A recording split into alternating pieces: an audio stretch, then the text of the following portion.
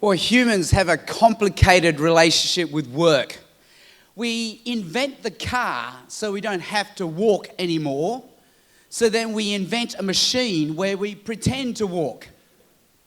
We invent the escalator so we don't have to take stairs anymore.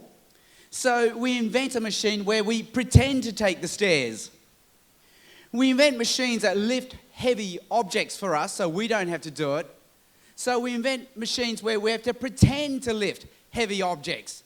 So every time we invent one invention that takes away work, we invent another machine that gives back the work we've taken away. See, we have a complicated relationship with work. Work dominates our existence. We have schoolwork, we have job work, we have housework, we have kitchen work, we have garden work, we work from home, we work, and then when we retire, we complain we have no work. We complain when we do have work, and we complain when we don't have work. And we're getting more and more busy. Hugh Mackay, who's a social commentator, said, once upon a time when we asked people how they were going, they would said, oh, I'm good. But now when we ask people how they're going, we say, I'm busy. And we are getting more busy. Now, both partners work. We work longer hours, and yet there's less job satisfaction and things cost more and more. So how can we find meaning in our work? So welcome again to our February series of talks where we're looking at the meaning of life, and we're looking at these questions. How can I find meaning in the daily grind, in the search for knowledge, in the pursuit of pleasure, and the drudgery of work? And what we're doing is week by week, one by one, we're looking at each of these questions, and we're seeing what the Bible, in particular a book called Ecclesiastes, has to say about our question. And this comes in the form of a 20-minute talk from me, followed by some question and answer from you guys. And today is week 4, question 4, how can I find meaning in the drudgery of work? And we can define work as this. Work is productive and constructive activity. It's not eating, it's not sleeping, it's not rest, it's not leisure, it's productive, constructive activity. And it doesn't have to be paid, because there's unpaid work, there's volunteer work, but for most of us here, we're in employed, paid work. And this is what the Bible in front of us in that first chunk says about work. So I hated life because the work that is done under the sun was grievous to me. All of it is meaningless, a chasing after the wind.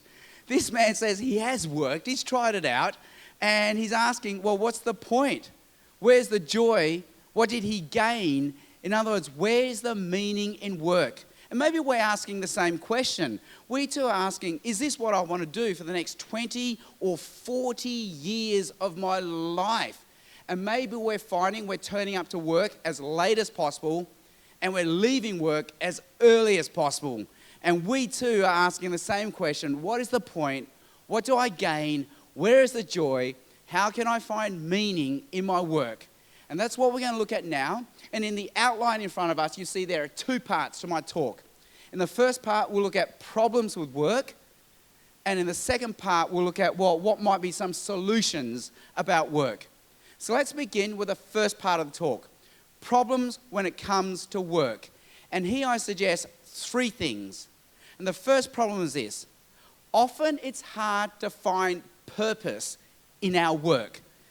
Dan Ariely is a behavioral psychologist. And they did this experiment where they got a group of people and they divided them into 2 groups. The first group got some Lego pieces and they had to build a Lego model. And when they had finished the model, it was ta-da! And the model got put on the shelf like a trophy.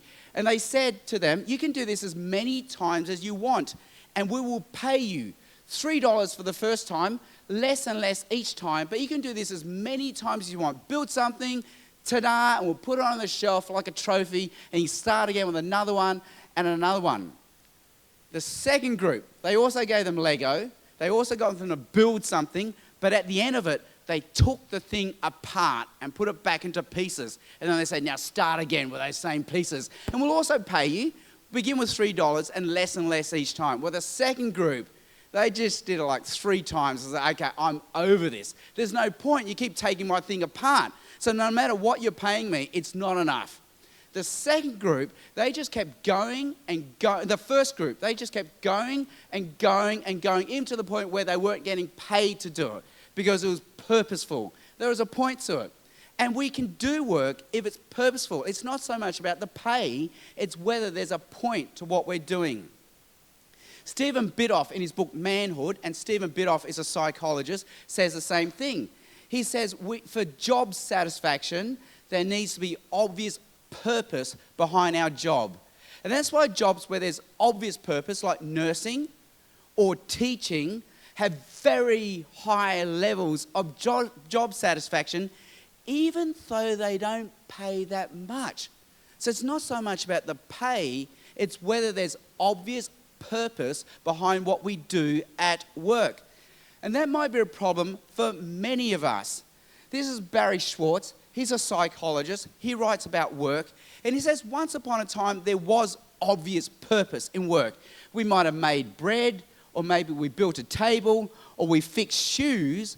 But now, because of the Industrial Revolution and factories and corporations, we have atomized work where we're given one job, one small task, we're told to do it well, and we do it over and over and over again. And we're not quite sure what the purpose is for what we do, because now we're just one small cog in a big machine.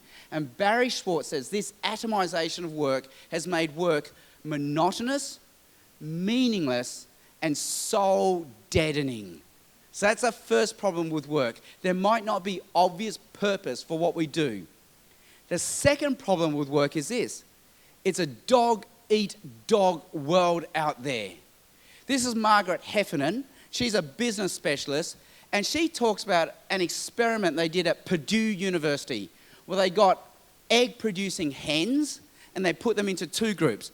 In one group, they put together all the mediocre hens. They produce a mediocre amount of eggs. In the other compound, they put together all the high-achieving hens. These are the ones that produce a lot of eggs. And so at the end of the experiment, the mediocre hens, well, they were mediocre. They just produced a mediocre amount of eggs. The other group of high-achieving hens at the end of the experiment, they were all dead. They had killed each other. They had pecked each other to death. And that's a problem with high achieving. It's based on a pecking order, a meritocracy. In a meritocracy, you have to get ahead and other people have to fall behind. To win, you actually have to make someone else lose. To get ahead, you have to push people behind you to get ahead. And we have based work on a meritocracy. We are ranked. We're given a percentile, and that becomes our identity and purpose to achieve a high percentile. And so we go to high school, not to learn, but to get a percentile at the end of high school. And then university degrees get ranked. So it's better to do medicine than dentistry, science rather than arts, not because these are better degrees than these ones, but because you need a higher percentile to get into these degrees than those degrees. We are ranked by percentiles. And then universities get ranked by percentiles. So if you do medicine, it's better to do medicine at Sydney University than New South University than Newcastle. Not because these are better universities, but because you need a higher percentile to get into Sydney than the other universities. It's all about rankings, percentiles. It's a meritocracy. It's a pecking order. And then we project the same anxieties upon our children. When your child walks, first thing you want to know is, what percentile is that? Are they ahead or behind on the curve? When your child talks, is this early or late? Are they ahead or behind the curve? What percentile are they in for talking? And then when your child wets the bed at night, it's not so much that they've wet the bed that, now they're definitely falling behind the bell curve. They're down the lower percentiles and they're still wetting the bed. And so then we make our children do music. Not because we want them to be musical, but it will get them ahead. We get them, push them into sports and touring because it'll get them ahead. It's all about ranking, percentiles, meritocracy, and pecking orders. And so at work, our friends now become our rivals. We can't tell each other what we earn. We can't tell our friends at work that we've just got headhunted for another job. You're meant to keep that a secret. Why? Because your friends are your rivals. We are competing against each other for finite, limited resources. That's a problem with work. It's a meritocracy. It's a dog-eat-dog world. There's a pecking order. We're ranked. And to get ahead, we have to make other people fall behind us. The third problem with work is this. Often, we don't get to enjoy the rewards for our work. These are my three boys, Toby, Cooper, and Jonty. And part of my work as a father is I have to take them to a park to play. And at first, I thought, this is fantastic. When I go to the park, there'll be rewards for me. I too can walk around the park, maybe I can read the paper, drink a coffee while they play. But it's all work. When I get there, they want me to push them on a swing, and they're always saying, watch me, Dad, watch me, watch me. And if they fall over and hurt themselves, now I have to help them. So I don't get to walk around the park. I don't get to drink my coffee. I don't get to read my paper. It's all work, but with no reward for my work. And that's the problem with work. We work, but often we don't enjoy the rewards. We work hard to pay off a house, and so now we're never home to enjoy the house.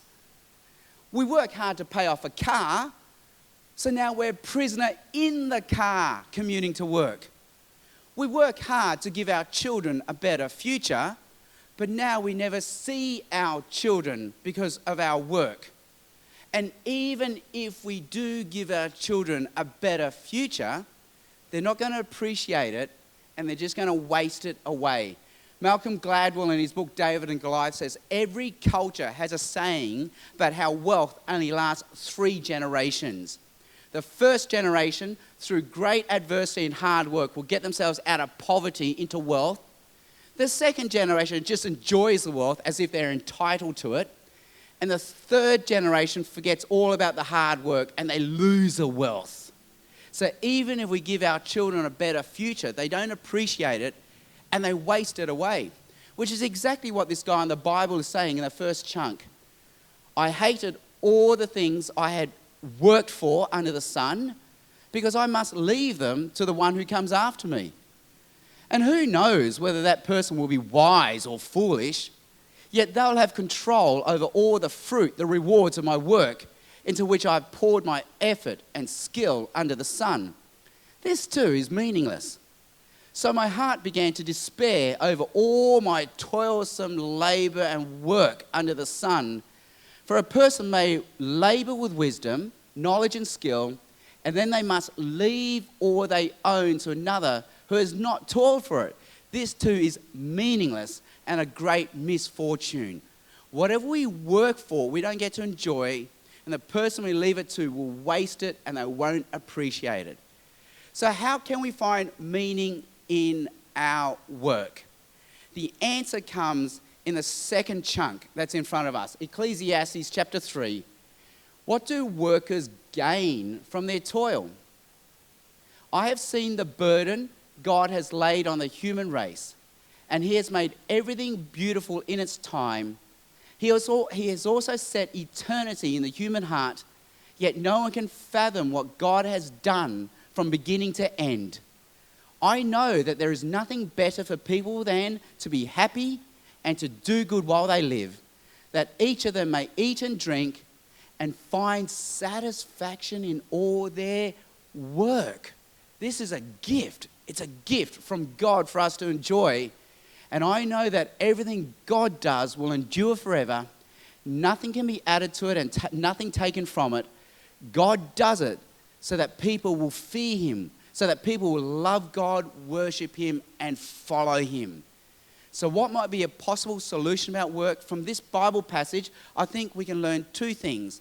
Number one, we need to see work as a gift from God rather than something we gain from our own hard work. Work is a gift from God, not something we gain. We've got a good friend called Heather, and she went to America, and she came back with presents for my 3 young boys. And she brought back the latest Star Wars lightsabers. Now, my boys love Star Wars, I love lightsabers, but my middle child, Cooper, who's 6, he had been hoping for a red lightsaber, not a green lightsaber. So he was disappointed for a little while, but then he reframed how he saw the lightsabers. The red lightsaber was a gift. He didn't earn it. He didn't pay money for it. He didn't gain it from his own hard work. If he had paid money and asked for a green lightsaber and got a red one, of course he'd be unhappy. But this was a gift, which he didn't ask for, which Heather didn't have to give him. So he should enjoy this as a gift for him to enjoy it. And so he did. He reframed how he saw his lightsabers. And the Bible was saying the same thing. We need to reframe how we see our work. Our work is a gift from a good God for us to enjoy. See, life is more than a meritocracy. Our work is a gift from God. So yes, there's a little bit of meritocracy when it comes to work. There's a little bit. We all worked hard in the HSC. We all got to uni. We got a degree. We've got a resume. So we did put some work into it. But most of what we got from life was a gift from God. We didn't choose our parents. We didn't choose what schools our parents sent us to. We didn't choose what countries we got to grow up in. This was a gift. See, there are many people in Somalia, Syria, Siberia who would love to have the job we have. And they're just as smart, just as hardworking, just as strong at us, but they're never going to be able to have our jobs. They just won't have that opportunity. Our jobs are a gift from a good God for us to enjoy. We might not have asked for this job. We might want to be something else, but our job right now is a gift from God to us enjoy. It is good in and of itself. Just enjoy it for what it is, a gift from God. Don't make any more of it than what it is. Don't make any less of it than what it is, but enjoy it as a gift from a good God for us to enjoy. But if that's true, we also need the second solution, and that is if there is a God, we need to know, love, and worship this God. This is the iconic 1980s movie, Karate Kid, and the two main characters are the Karate Kid and Mr. Miyagi. And as you know, the Karate Kid has to train for a tournament, and Mr. Miyagi trains him, but the training is a bit weird. It doesn't make any sense to the Karate Kid because he has to paint a fence, remember? And then he has to wax the guy's car. Wax on, wax off, wax on, wax off. And he's saying, what is the point of this? This is meaningless. But all is revealed when the karate tournament happens. And suddenly he realizes these are the defensive karate moves. He needs to win the karate tournament. So even though he couldn't see it at the time, if he could just trust Mr. Miyagi, there was meaning, purpose, wisdom. There was a plan in what he was doing. And if there is a God of this universe, he has given us a job to enjoy. And even though we might not be able to see the purpose, there's wisdom, there's meaning, there's purpose, there's a plan in what God gives us. So basically in life, we have two choices when it comes to work. Choice number one, you know what? There is no God of this universe. I'm just a bunch of impersonal molecules in an impersonal universe. We're just one of many species on this planet. This universe will keep on going with or without me. So my work is meaningless. It makes no difference. Or there is a God of this universe, and he gives me my job as a gift. It's good in and of itself for me to enjoy.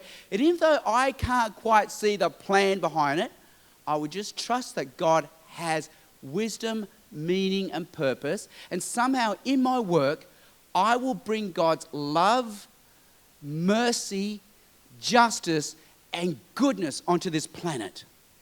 But even more than that, we have the New Testament in the Bible, which talks about Jesus. And it says, better than that, if we know Jesus, we know the God of this universe, and we're in relationship with his boss.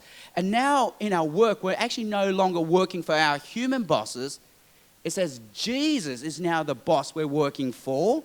He sees everything. He has purpose, and he will reward us for our work. So even though we don't feel any immediate reward or purpose, Jesus has purpose, and he will reward us for our work. I work 1 day a week as a doctor. I work as a surgical assistant, so I hold legs for a surgeon. A trained monkey can do what I do, and the only reason why I turn up to work is so they don't find out how good it went without me there. So I turn up just so I don't lose my job. But again, a trained monkey could do what I do, but the government in its wisdom says, no, a doctor needs to do it. So I get paid to hold a leg for a surgeon 1 day a week. Now, this is how I get paid. If there are 6 cases on that day, I get paid for 6 cases. But if there's only 1 case, I only get paid for 1 case. And sometimes it's not worth it just for 1 case. And on 1 day, I was driving in traffic to work, and I thought, there's only 1 case. Really? This isn't even going to pay for the petrol. And here I am in traffic. What is the point of this? This time I thought, what am I saying? I'm working as a doctor. Millions of people love to be a doctor. This is a great job.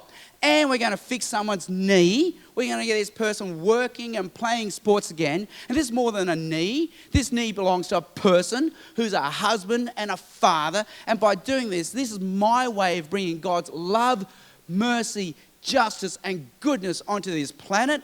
And more than that, I know Jesus, and I am actually doing this for Jesus. And even though I'm not feeling the reward and love, Jesus will give me the reward and love that this work deserves. But you might be thinking, wow, come on, you're a doctor. They make TV shows about doctors. They don't make TV shows about accountants. And I'm an accountant. Boring. Not true, not true. I sat next to an accountant once at a party, and I asked him what he did. He said, I do auditing. So I said, auditing. I don't know how to say this nicely, but they tell me it's not very exciting, auditing. He said, not true. Auditing is so exciting. I've got to work out where the money is. See, the corporations, what they tell me is not what they're really doing with the money. They're lying to me. There's a trail and I can find it. They leave clues, they leave crumbs, they leave fingerprints. I need to find where the money really is, not where it is in the books, not where they're telling me. So I am a detective. So he sees himself like CSI or True Detective or Charlie's Angels. See, it's all in how we tell the story. So how do we find meaning in our work? Well, we see our work as a gift given from a good God for us to enjoy. It is good in and of itself. And even if we can't see the plan or the purpose, God has his wisdom, his plan, his purpose, and his meaning in the job he's given us. And somehow we're part of God's plan to bring his love, his mercy, his justice, and his goodness onto this planet. And even better, if we know Jesus, we will know the God of this planet. And Jesus is our boss, and he will reward us for our work. And that is the purpose and reward and meaning in our work. Every now and then, I get to drive my 3 boys to school. And we go through this little ritual. On the way to school, we take turns praying. And this has almost become their default prayer. They'll pray a prayer very similar to this. Dear God, thank you that we can go to school. Thank you that Daddy can go to work. And we pray that today we can have fun. And that's their prayer. And I think that sums it all up. What we have as work is a gift from a good God for us to enjoy. And don't make any more or less of it than what it is. And God has a plan God has purpose, and that's the meaning in our work. What's the most important color of lightsaber? Red. All right. I don't know. I really don't know. Okay. If you were to follow Jesus, is it wrong to be competitive with others at work? And how can you know if you're over-competitive or just doing your best? Yes. Well, it all comes down to attitude. What is the attitude of the heart? The attitude in the heart is the difference between a gift and a bribe, manslaughter or murder. Same action, different attitude is a completely different moral action. So what is the motive in my heart for wanting to do this? 2 years ago, I stopped teaching at a Bible college, and I wanted to actually go back into full-time medicine. And I thought, I'm going to specialise, finish my specialisation, which I hadn't done before. And my neighbour, who was a careers advisor, and not even, a Christian, he said to me, why? Why do you want to do this? I had to examine my heart. So is it for status? Is it for security? Or is it for something else? Because the Bible says status and security should come from God. And so if I'm using my work to give me what only God can give me, then my work has become God. It's become an idol. So the question you have to ask yourself is, also, a nice helpful diagnostic question is, what would happen if I didn't get this? Like, what am I fearing? What am I losing? Am I losing just a job, or am I losing my identity, my purpose, my status, my importance, even how I see myself? And I think often for us, that is why we're chasing getting ahead. But at the same time, we do need people Christians in high places. Because as I said, we're part of God's plan to bring his love, his mercy, his justice, his goodness on the planet. And sometimes that is done better in some positions rather than others. So I'll just... and so, again, what is your motive? Is it to serve God, or is it to become God? And I guess that's maybe the question we ask us. And how would I feel if I didn't get this? Like, if I'm here to serve God and I don't get that position, I think, well, okay, I'll serve God some other way. But if this was the God in our life, it would crush us. And we actually might feel spiteful and angry and bitter and jealous. Okay. All right. The next question, I'm going to combine a couple. So Sure. if I do get this wrong, please just clarify. But how is work a gift from God? Don't we earn the job by meritocracy, work, experience, and qualifications? Didn't I earn it? Or how is that a gift from God? Yeah. So, of course, there's a little bit of meritocracy in our Western society. But I think if we're honest with ourselves, meritocracy only plays a very, very small part in what goes on. Like, much of what happens is a gift. It's context. It's things that we can't control. It's opportunities. Again, we can't choose our parents. We can't choose what schools they sent us to. We can't choose what opportunities are available to us. And we can't choose the country we grow up in. And so, as much as we like to say, hey, I earned my job, with the same skills and qualifications, if you're in Somalia, we wouldn't have this job. So there's so much more of it that is a gift. And it is a gift because they've done studies that in people who can't find work, 100% are miserable. They're depressed. They have clinical depression. So somehow by giving us work, God gives us joy. It's a gift to enjoy. Well, actually, that goes to the next question. Sure. Is actually then, what does the Bible have to say about those that are unemployed? Wow, okay. So obviously there are reasons circumstances out of our control. And so for some of us, we can't work. Maybe because there's family to look after. We're in between jobs. We have disabilities or something. So things out of our control happen. And so it's not an ideal position, but there are reasons why it's not an ideal position. But the Bible has words for those of us who can work. And it says we have to work for several reasons. It's good. It's a gift from God. We'd be depressed if we don't work. But what the work does for us is it lets us pay our own bills, so we're not always having to borrow from someone else. It also lets us be generous to those who can't work. And it's also our way of bringing God's love, mercy, justice, and goodness onto the planet. So that's why we should work. Okay. All right. And now what happens with God's gift, work, is toxic, politics riddled, and death by 1,000 cuts. I don't think I enjoy it too much. Did I get a dud gift? Did I get the green lightsaber? Yeah. Right. Okay. Yeah, wow. It's almost like career advice. Well, one hand, reframe how we see the world and redeem some of the goodness. And we think, well, what does make work so cursed? And the Bible actually talks about that there are some inherent built-in frustrations to work. So one of the original early stories in the Bible about the original humans, Adam and Eve. Originally, the world was good, the planet was good, but because we've dishonored God, rejected God in our own way, somehow we're doomed to frustration, and the world is no longer totally good. And part of the frustrations, God says, it's like you're gardening, but there'll be weeds from now on. So somehow the way we even work a garden is going to be frustrated. There'll always be weeds. And also says, and people can never get along anymore. There'll always be interpersonal conflict.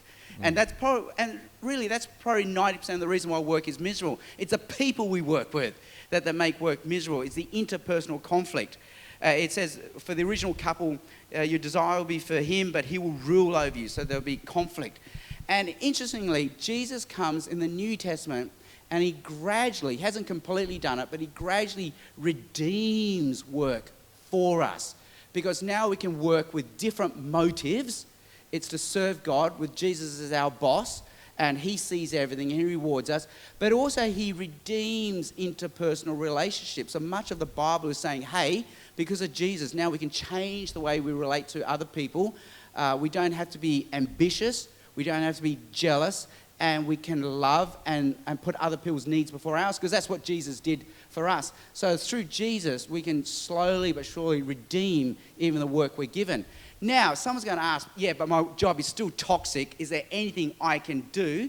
Well, yes, we're in a society where we can make choices. We have with choices come responsibility, but we do have choices, and so we can change work. So after a while, you might think, I can't redeem this job. Maybe there's another job I can redeem, and we should be free to move on. Okay.